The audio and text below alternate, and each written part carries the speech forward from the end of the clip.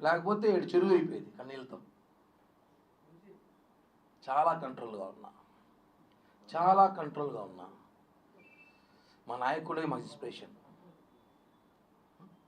తప్పు జరిగి దాన్ని ఆన్సర్ వచ్చేలోపు నానా బీభత్సం చేసి 25 రోజులు 26 రోజులు నా ఇంట్లో సభ్యులు బయటకు వచ్చి నిన్నటి దాకా కూడా బయటికి రాలా.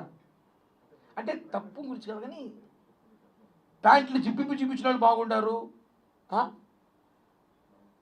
భార్యలను వదిలేసి 2-3 అమ్మాయిలతో తిరిగేవాడు బాగున్నాడు, గంట అరగంట సొక్కాయలు ఇప్పేసినప్పుడు బాగున్నాడు. అసలు వీడియో ఒరిజినలా కాదా అనేసి ఆ అమ్మాయి చెప్తా ఉంది. ఆ వీడియోలో ఏముందో లేదో మీరు చూసారు, ఏం చేయాలి దానికి పెద్ద బీభత్సం చేసి, ఒకవేళ జరిగినా ఒక చైన్ వేసుకుంటే ఇది రాద్ధాంతం చేస్తారా అంటే ప్రపంచంలో చైన్లు అమ్మేయడం మానేలు అందరూ. షాపులు, బంగారు షాపులు మూసేసేట్రా. వాస్తవాలు మాట్లాడుతున్నా.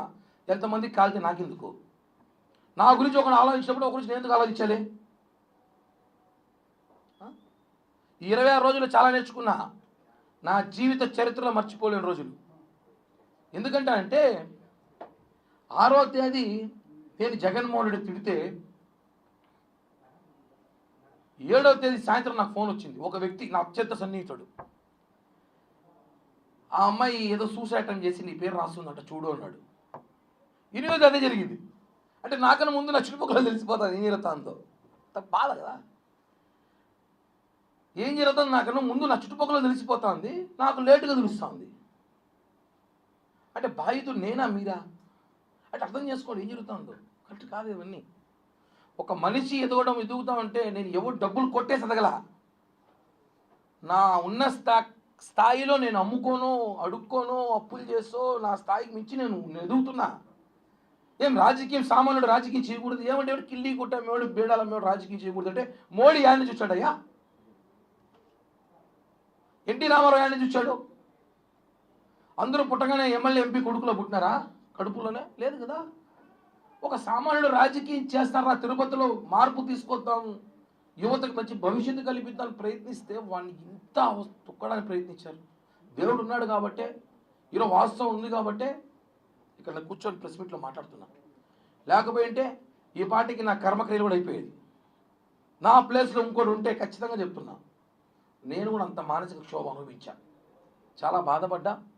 కాబట్టే చెప్తున్నా మీ అందరికీ, ప్రతి ఒక్కరికి పేరు పేరున మీడియా ప్రతినిధికి, పేపర్, ప్రింటింగ్ ప్రెస్ ప్రతి ఒక్కరికి పాదాభివందనాలు తెలియజేస్తున్నా. భవిష్యత్తులో మళ్ళీ త్వరలో జనసేన పార్టీలో నేను ఆల్రెడీ ఉన్నాను, పక్కకు పెట్టాను కార్యక్రమాలకి, అఫీషియల్గా వస్తా. ఈసారి వస్తే మాత్రం నాకు స్పీడ్ బ్రేకర్ లేవు, హైవేనే, ఇంకా నేషనల్ హైవేలో వస్తా. ఒప్పుకోను, నాకు జరిగిన అన్యాయం ఒప్పుకోను.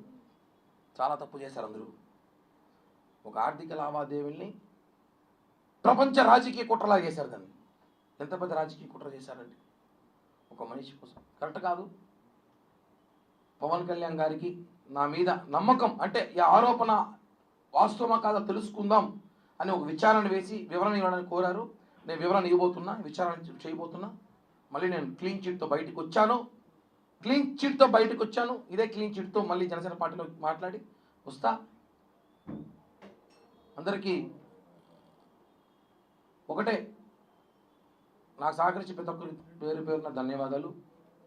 దయచేసి ఇంకోసారి ఆడవాళ్ళని పెట్టుకొని మాత్రం ఎవరు కూడా రాజకీయాలు చేయాలని చూస్తే ఇలా యూటర్న్ వైటర్న్ అవుతాయి. ఇది మాత్రం చెప్తున్నాను.